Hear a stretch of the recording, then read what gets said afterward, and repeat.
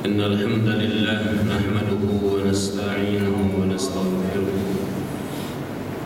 ونعوذ بالله من شرور أنفسنا وسيئات أعمالنا من يهده الله فلا مضل له ومن يضلل فلا هادي له أشهد أن لا إله إلا الله وحده لا شريك له وأشهد أن محمدا عبده ورسوله لا نبي بعده اللهم صل وسلم وبارك على سيدنا محمد وعلى آله وصحبه أجمعين أما بعد قال الله تعالى في القرآن الكريم أعوذ بالله من الشيطان الرجيم يا أيها الذين آمنوا اتقوا الله حق تقاته ولا تموتن إلا وأنتم مسلمون يا أيها الناس اتقوا ربكم الذي خلقكم من نفس واحدة وخلق منها زوجها وبث منهما رجالا كثيرا ونساء واتقوا الله الذي تساءلون به والأرحام إن الله كان عليكم رقيبا يا أيها الذين آمنوا اتقوا الله وقولوا قولا سديدا يصلح لكم أعمالكم ويغفر لكم ذنوبكم ومن يطع الله ورسوله فقد فاز فوزا عظيما صدق الله العظيم وصدق رسوله النبي الكريم ونحن على ذلك من الشاهدين. Puji dan syukur kita panjatkan kepada Allah Subhanahu wa taala yang alhamdulillah atas kelimpahan karunia dan rahmat Allah Subhanahu wa taala kita masih bisa memenuhi panggilan Allah untuk salat zuhur berjamaah. Bahkan kita masih diberikan oleh Allah nikmat sehat, nikmat umur. Mudah-mudahan kita semua selalu istiqomah di jalan Allah dan Rasulnya. Amin ya Allah ya Rabbal. Salawat dan salam semoga selalu tercurah limpah kepada baginda Rasulullah sallallahu alaihi wasallam yang mudah-mudahan kita termasuk umatnya yang setia hingga yaumil akhir dan kita termasuk orang-orang yang husnul khatimah. Amin ya Allah ya Rabbal alamin. Ma'asyiral muslimin rahimakumullah. Dalam kesempatan ini mari kita sama-sama buka surat Al-Fatihah. Rata-rata insyaallah sudah hafal surat ini.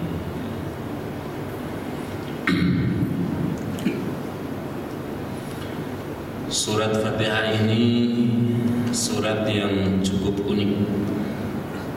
Bahkan satu surat yang pertama kali diturunkan full tanpa dipotong-potong. Jadi surat yang pertama kali turun surat Fatihah. Ya. Kalau ditanya wahyu yang pertama kali turun itu surat Al-Alaq. Iqra bismi rabbikal ladzi khalaq. Di dalam hadis Rasulullah sallallahu alaihi wasallam yang diriwayatkan oleh Imam Bukhari dan Imam Muslim dari Abu Ubadah radhiyallahu anhu, Ubadah as-Samit radhiyallahu anhu, Rasulullah sallallahu alaihi wasallam bersabda, la salata liman lam yaqra bi Fatihatil Kitab. Tidak sah salatnya buat orang yang tidak membaca surat Fatihah. Bahkan di dalam Al-Muwatta hadis ini juga disebutkan yang disusun oleh Imam Malik. Jadi kalau orang salat tidak membaca Fatihah, nggak sah salatnya. Jadi kalau orang misalkan rakaat pertama baca Fatihah, rakaat kedua ternyata lupa, harus gimana salatnya?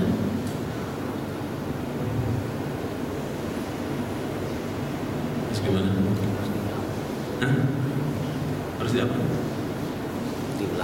Diulang. Kalau orang baca surat Fatihah di rakaat pertama sholat sendirian, kalau berjamaah kan di belakang subhanallah.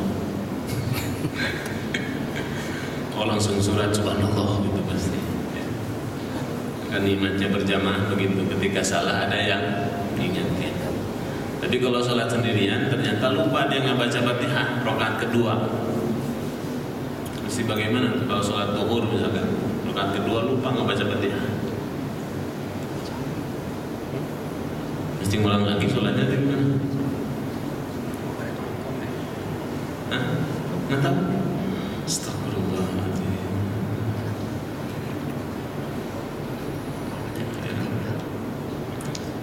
Jadi kalau orang lupa di dalam membaca surat Fatihah dalam sholat, itu mesti nambah satu rakaat. Yang tadi tidak baca Fatihah tidak dihitung satu rakaat. Karena membaca Fatihah hukumnya wajib.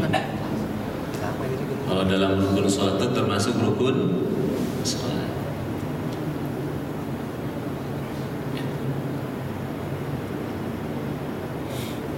Jadi kalau orang meninggalkan atau lupa membaca Fatihah, nggak usah dibatalin sholatnya.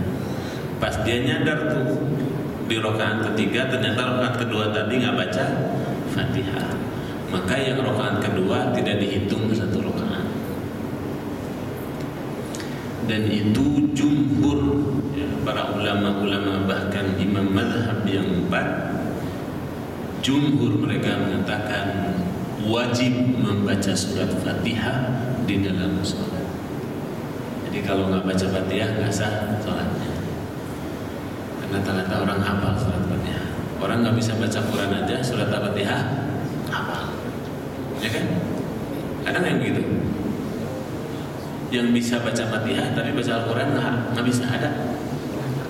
Hah? Oh banyak dari tanah. Kalau ada cuma 1-2 soalnya. Banyak berarti. Ini kita sebelum masuk jauh ya, kita coba perhatikan bagaimana bacaan Al-Quran di dalam surat Fatihah yang banyak sekali sebetulnya imam-imam yang bacanya kurang pas. Kalau bahasa salah kan agak ekstrim gitu ya, seolah-olah saya yang paling benar. Contoh yang paling mudah, Bismillahirrahmanirrahim. Alhamdulillahi Rabbil Alamin. Ar-Rahmanir Rahim. Malik Yawmiddin. Iyyaka na'budu wa iyyaka nasta'in. Ihdinas siratal mustaqim. Siratal ladzina an'amta 'alaihim ghairil maghdubi 'alaihim waladdallin. Saya barusan baca Fatihah salah apa benar? Salah apa benar saya? Saya baca Fatihah sekarang barusan salah apa benar? Benar, Ustaz. Hah? Benar. Benar. Astagfirullahaladzim. Benar apa salah? Kurang tepat. Ini halus. Padahal menyebutin salah. Gitu kan. Banyak salahnya. Ya. Pertama ngucapin lam. Lam nanti tidak dibaca al. Alhamdulillah. Yang kedua mim mati, bukan alhamdulillah. Mim matinya dibaca izhar, ini dibaca idgham atau ikhfa. Kan kalau orang baca Fatihah seperti ini kan salah. Alhamdulillahi Rabbil Alamin. Mim matinya dibaca salah. Yang lebih parah lagi baca seperti ini. Alhamdulillahi Rabbil Alamin. Hak kecil dibaca hak besar. Ya macam-macam. Saya waktu ngaji kecil gitu ketika di pesantren, dijelaskan katanya kalau hanya dibaca H besar yang mestinya dibaca H kecil. Kalau alhamdu segala puji, kalau alhamdu katanya artinya beduk. Jadi kalau orang baca mengucapkan sedikit saja salah makharijul hurufnya batal. Ya. Tapi Ar-Rahman H dibaca kha. Ar-Rahmanir-Rahim. Bismillahirrahmanirrahim. Kan salah.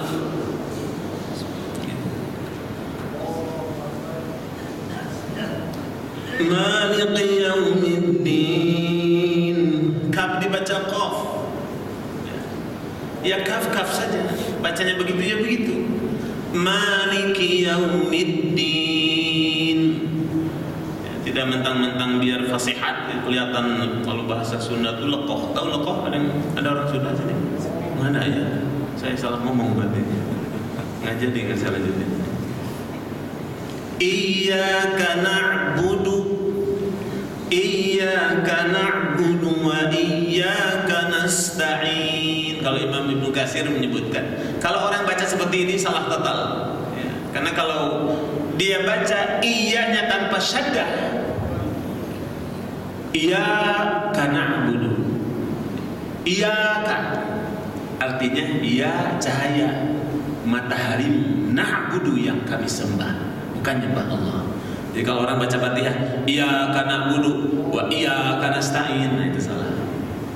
Mesti dibaca syaddahnya, tasydidnya. Iyyaka na'budu wa iyyaka nasta'in. Ihdinas siratal. Saya baca tadi ihdinas siratal, sin yang dibaca. Mestinya dibaca so. Ihdinas siratal mustaqim. Siratal ladzina an'amta 'alaihim. Tadi dibaca hamzah. An'amta 'alaihim ghairil. Ghin itu dibaca mag, bukan begitu. Tadi dibaca begitu dibaca. Mag. Ghin itu bukan huruf qalqalah. Dan huruf qalqalah itu ada berapa? Baju di toko. 5. Satu? Ba. Jim. Biar cepat baju di toko. Ya, seringnya qutbu jaddin. Ini itu tidak masuk huruf qalqalah. Kalau orang baca siratal ladzina an'amta 'alaihim ghairil maghdubi 'alaihim waladdallin. Salah baca ini. Ghairil maghdubi 'alaihim waladdallin.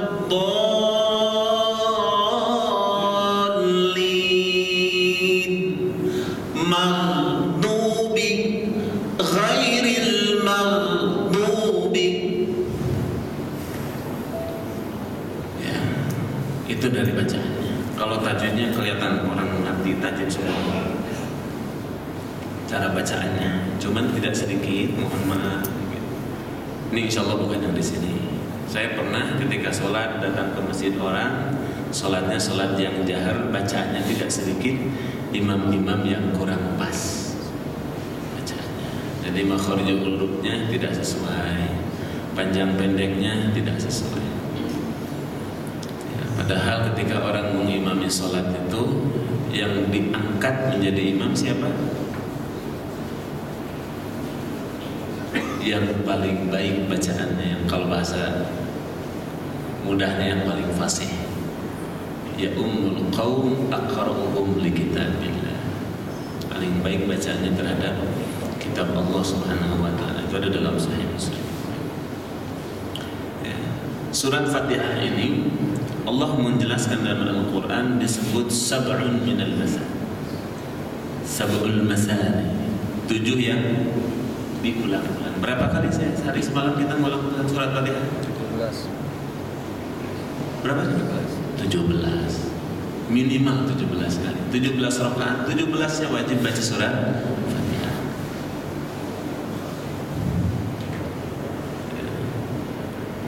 Jadi dalam hadis Rasulullah SAW tadi dijelaskan, la salata liman lam yaqra' bi Fatihatil Kitab.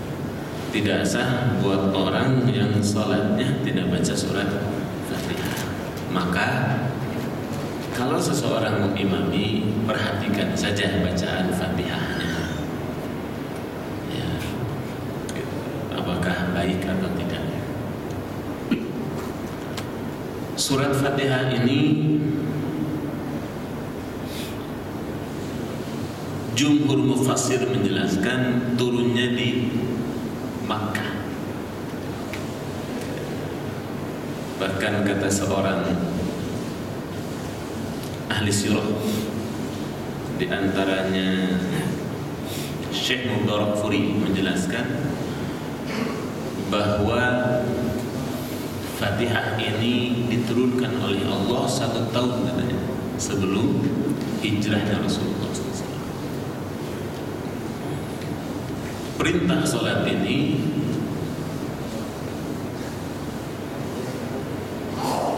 diperintahkan oleh Allah di Mekah, dan memang sebelum Rasulullah SAW hijrah. Dengan apa? Peristiwa diisrakan dan dijelaskan Rasulullah SAW. Nah, surat Fatihah ini juga punya kemuliaan yang luar biasa. Ada seorang sahabat Rasulullah dalam riwayat Imam Bukhari, namanya Abu Sa'id radhiyallahu anhu.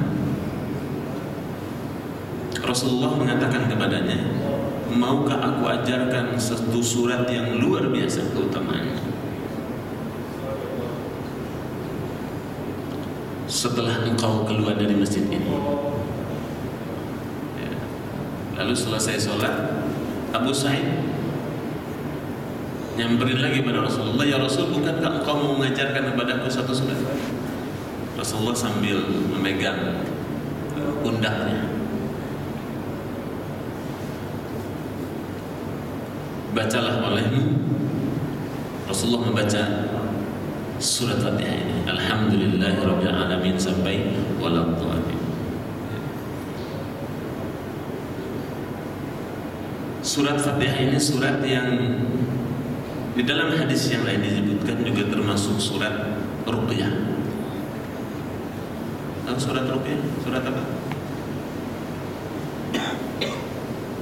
Surat buat jampe, ya kalau bahasa Sunda, jampe-jampe. Jampi, tahu jampi?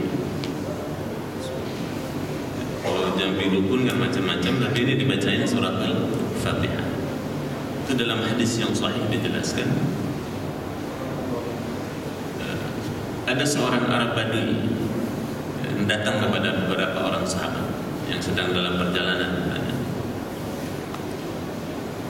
Adakah di antara kalian yang bisa menjampi karena ketua sukuku terkena sengatan serangga yang menyebabkan luka? Ada seorang sahabat yang menyanggupi, saya pada tahu betul sebetulnya nggak bisa apa-apa. Ya. Ketika kesana menyanggupi, saya mau, tapi kalau sembuh minta bayaran. Setelah disepakati, datang, ternyata alhamdulillah sembuh atas izin Allah. Ya. Ketika sahabat itu balik, ditanya, kamu membaca apa? Baca surat Fatihah sambil bawa hadiah itu. Ya. Dan beliau disebutkan hadiahnya adalah kambing. Dan itu sampai kepada Rasulullah SAW. Rasulullah bertanya pada orang itu, dari mana engkau tahu kalau surat Fatihah itu surat ruqyah? Jadi surat Fatihah itu sebetulnya surat untuk ruqyah. Maka orang kalau rajin sholat, sama sebetulnya dia juga mengobati dirinya sendiri. Ya, bahkan ada penelitian yang luar biasa. Kalau orang baca Al-Quran, itu bisa menyehatkan dirinya. Nanti bisa diteliti. Sekarang banyak HP di mana-mana bisa dibuka. Ya. Orang yang membaca Al-Quran, ya, dengan mengeluarkan suara, ternyata itu bisa menenangkan jiwanya dan bisa membuat badan ini sehat. Ya. Surat Fatihah ini surat yang luar biasa. Kita lihat ayat yang pertama. Ada orang yang menyebutkan, mufassir yang menyebutkan bahwa Bismillah ini termasuk surat Fatihah. Ada yang menyebutkan bukan. Ya, tapi di dalam Al-Quran kalau kita buka di dalam surat yang pertama, surat Fatihah ini Bismillah termasuk ayatnya. Di antara memang ada riwayat dari Rasulullah SAW. Ya. Wa Bismillah ihda ayatuha. Bismillah itu termasuk salah satu ayat dari surat Fatihah. Bismillahirrahmanirrahim. Di ayat yang pertama Allah Subhanahu wa taala memulai surat ini dengan sesuatu yang indah. Bismillah, dengan menyebut nama Allah Subhanahu wa taala. Allah mengenalkan namanya dan Allah mengenalkan bagaimana sifatnya. Kalau seseorang memulai sesuatu yang baik tidak mengucapkan Bismillah, dalam hadis Allah jelaskan, kullu amrin dzibadin la yubda'u fihi bi Bismillahirrahmanirrahim bahwa abtar. Orang kalau memulai sesuatu yang baik tapi tidak dimulai dengan melakukan sesuatu yang baik tapi tidak dimulai dengan membaca basmalah, maka itu terputus. Terputus dari apa? Terputus dari rahmat Allah. Orang makan nggak baca Bismillah, makanannya buat siapa?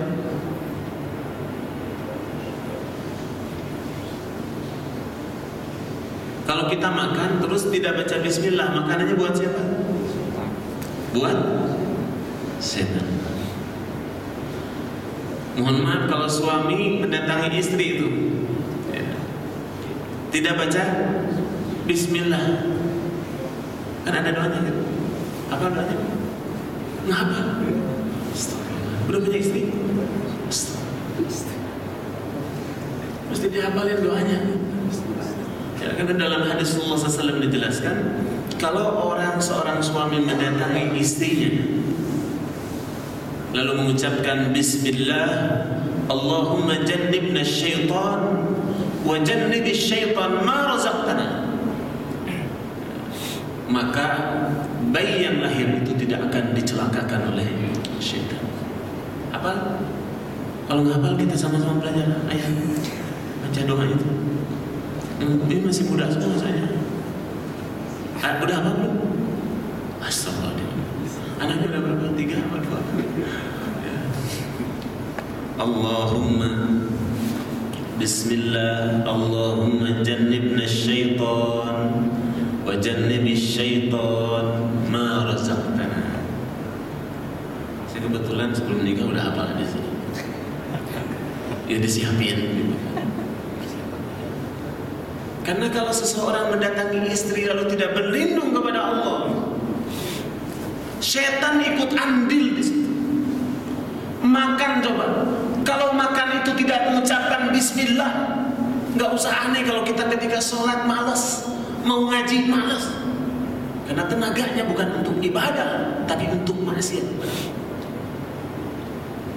Itu dalam hadis-hadis yang sahih. Itu dalam kitab Riyadhus Shalihin luar biasa. Di sini kan lagi ngebahas hadis juga.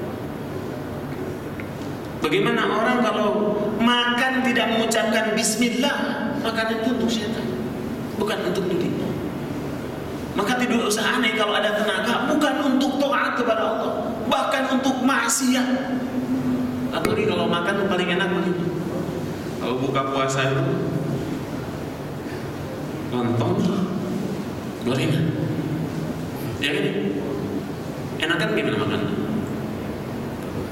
Karena saking laparnya langsung ambil kanan kiri.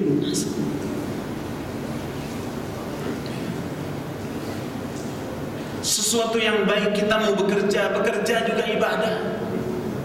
Kalau kita mulai dengan Bismillah, luar biasa. Dimulai segala sesuatu dengan Bismillahirrahmanirrahim. Kalau di dalam kitab Lubabul Hadis itu dijelaskan di antara keutamaannya. Kalau orang membaca Bismillah, Dzaba syaitan kama yadzubur rasas 'alan nar.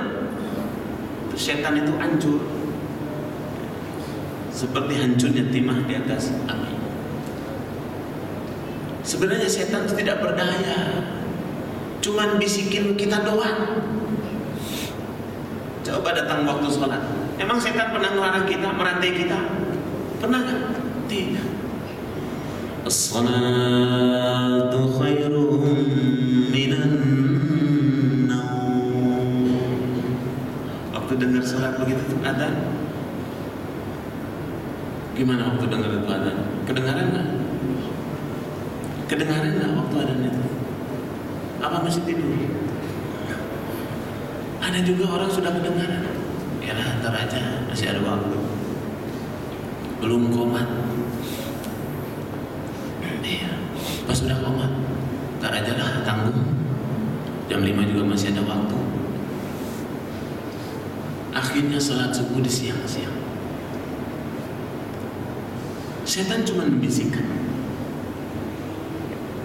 Alladzi yuwaswisu fi sudurin nas. Cuma membisikkan pada dada manusia. Adalah sholat tar aja. Zuhur mah nggak usah berjamaah. Di ruangan kantor aja cukup sholat. Ngapain jauh-jauh? Hujan. Pakai datang ke masjid juga. Saya pernah nanya, ada jamaah yang kerjanya di Bekasi. Ketika mau berangkat kerja pagi-pagi ternyata hujan besar. Berangkat nggak kerja? Coba. Hah? Berangkat? Hujan Pak, ngapain berangkat? Di rumah aja. Jawabannya apa? Ini kewajiban Pak. Bener nggak? Bener kewajiban. Tapi sekarang saya nanya lagi, kalau Bapak rumahnya dekat masjid, ketika mau berangkat ke masjid itu hujan besar sampai petir guntur tuh, berangkat ke masjid nggak? Oh begini mah, berangkat ke masjid nggak? Alhamdulillah hujan, nggak jadi ke masjid, nggak alhamdulillah itu, nggak jadi ke masjid, sholat di rumah aja, padahal dekat masjid.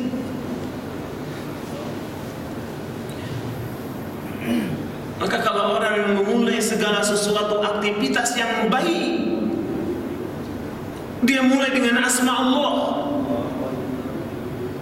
itu luar biasa. Apa sebabnya? Semua ini kepunyaan Allah. Kalau kita mengucapkan sesuatu dimulai dengan bismillah, sudah sewajarnya. Kita dihidupkan oleh Allah, diberi rezeki oleh Allah. Masa sih mau makan aja nggak bilang sama yang berikan rezeki? Kalau saya datang ke rumah orang dikasih makanan, disuguhin, sebelum makan bilang dulu nggak? Kalau orang yang punya etika, sebelum ngambil makanan bilang dulu. Kenapa mesti bilang? Mau ke toilet di rumahnya, di rumah itu, mesti bilang dulu nggak? Ngapain bilang? Anggap aja rumah sendiri gitu ya. Ini orang nggak punya tata krama. Pak, dimakan Pak ya? Pak, permisi ya. Saya mau menumpang lewat. Yang masuk daerah orang saja. Dia permisi. Dia izin sama yang menguasai tempat itu. Kalau di tempat saya kan masih di kampung. Permisi yang menguasai di sini, jangan ganggu saya.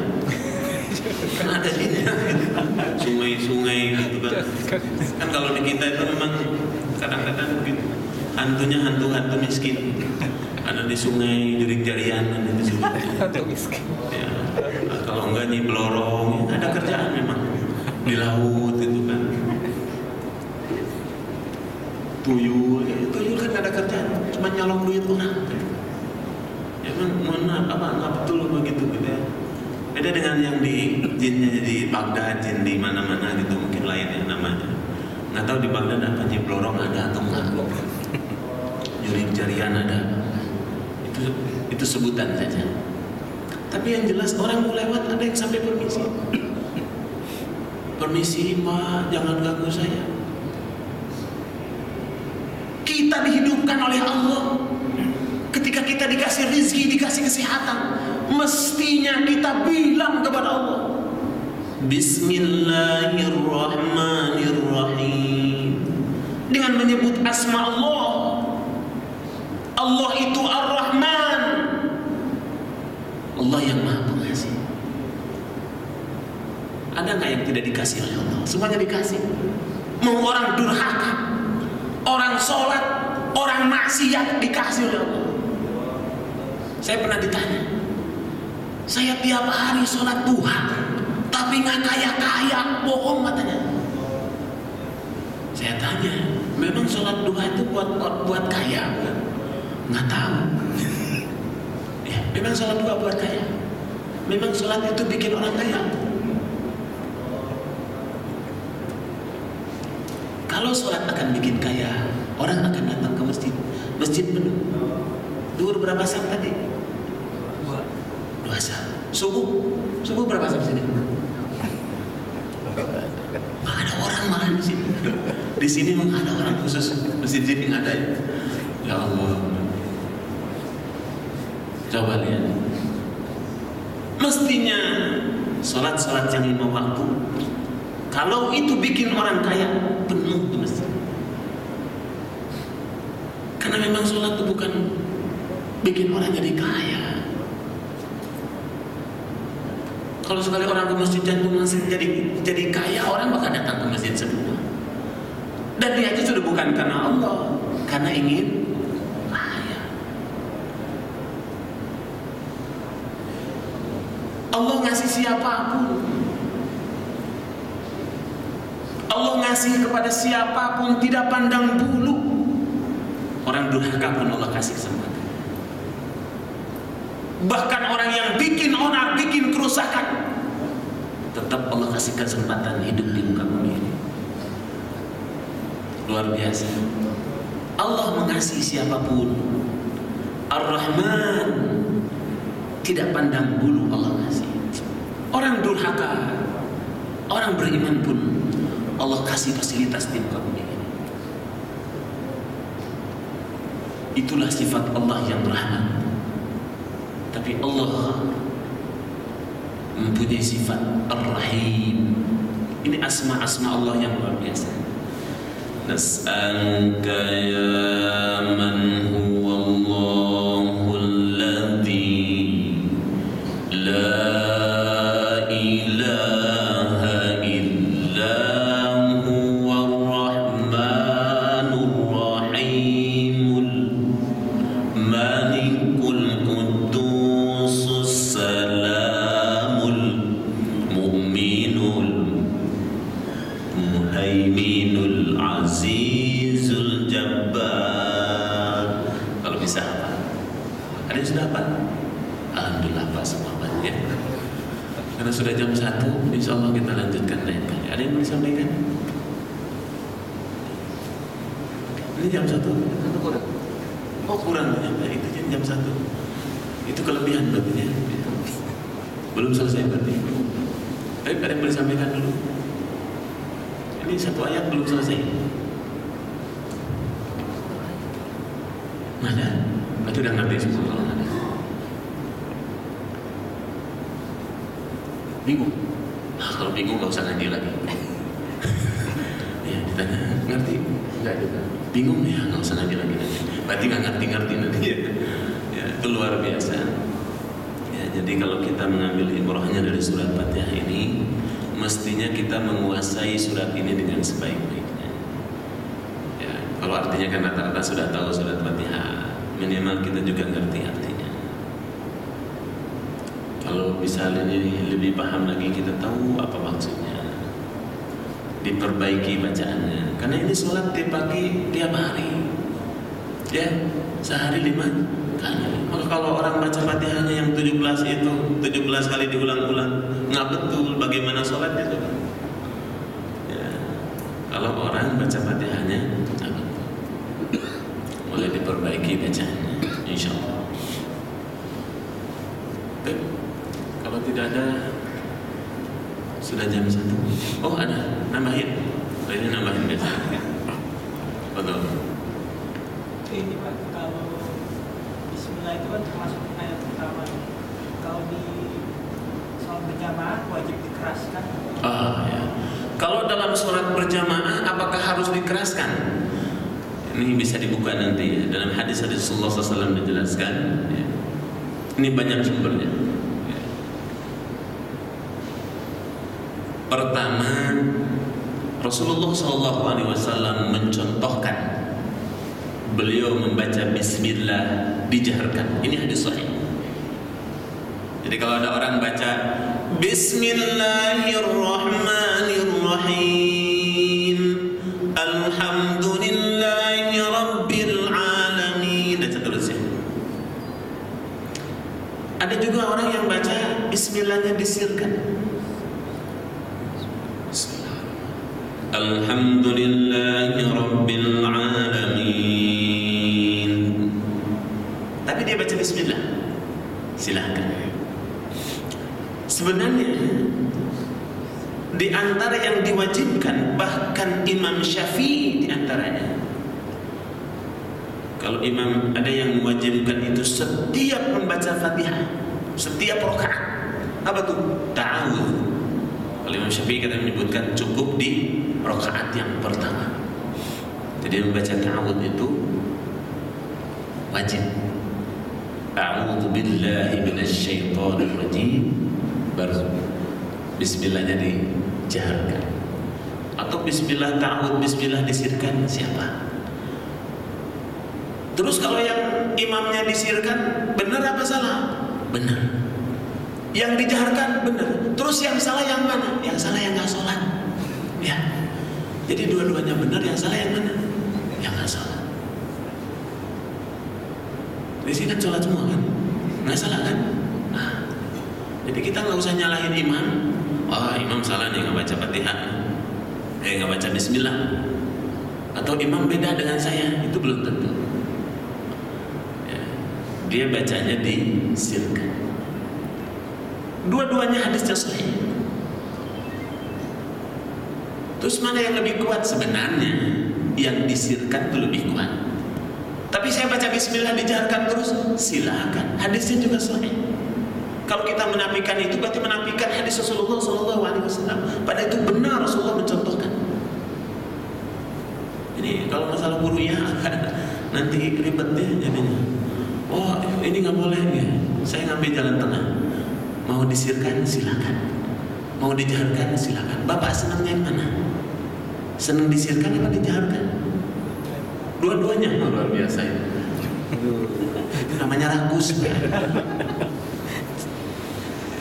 Jadi kalau kita sudah tahu dua-duanya, boleh dipilih mana saja.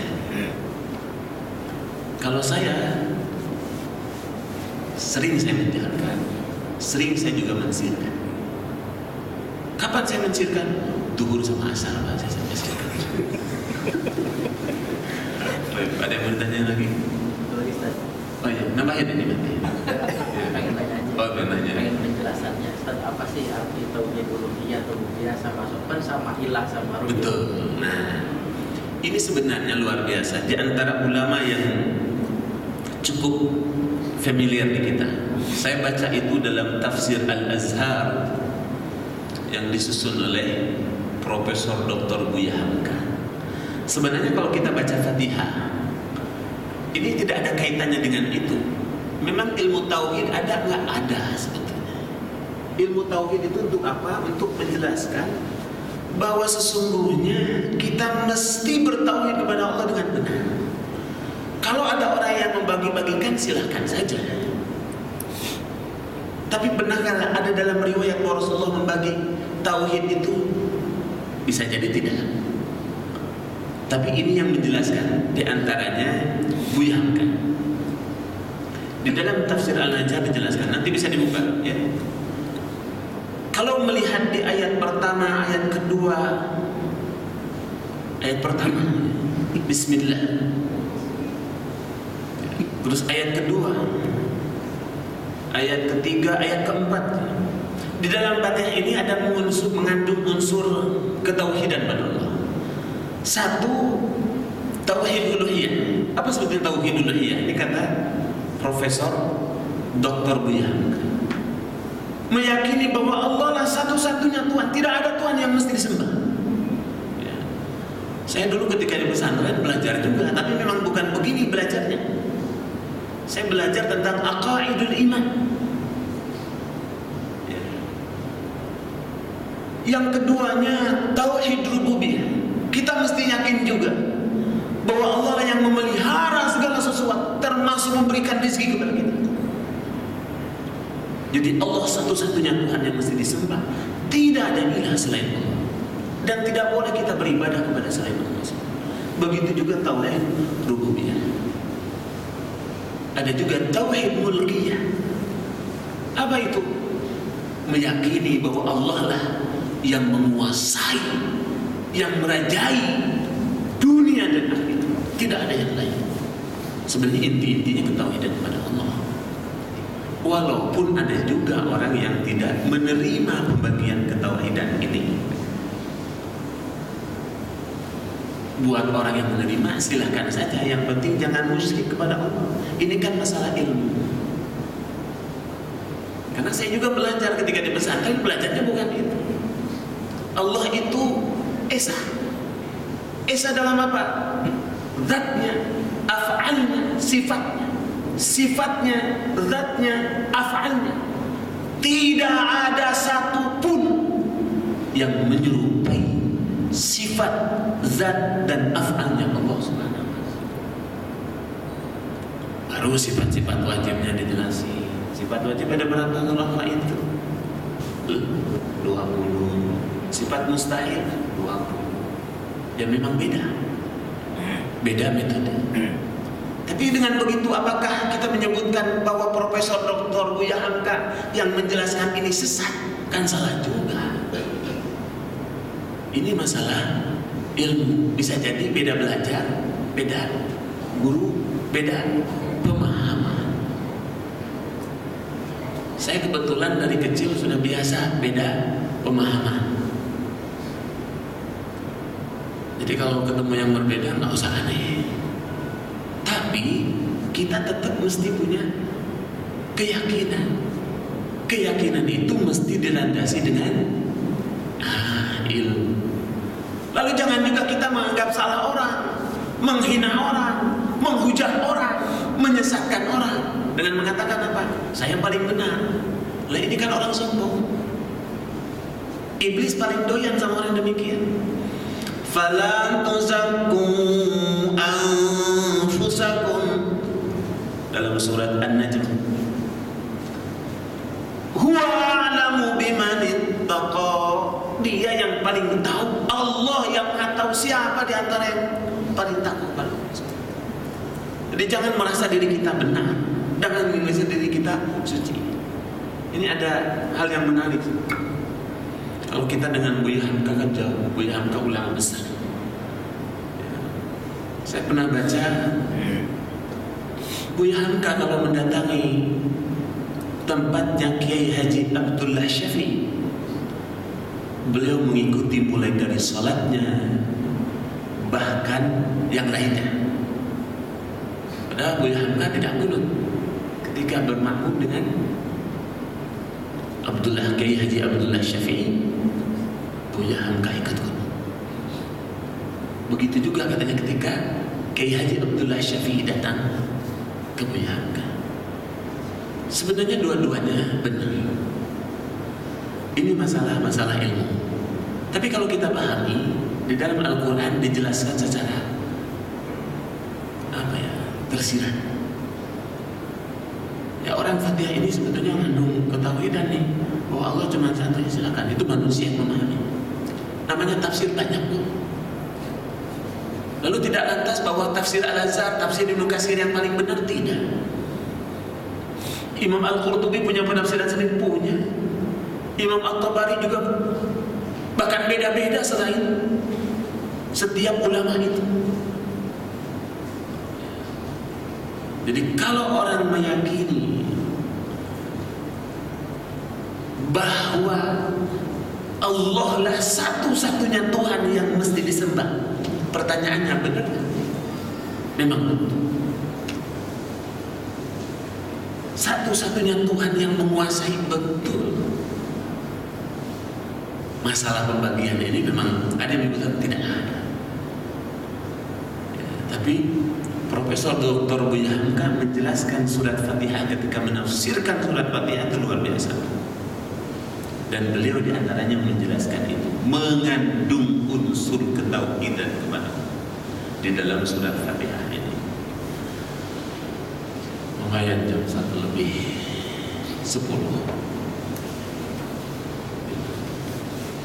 Nggak tahu saya ngerti ngaji ini.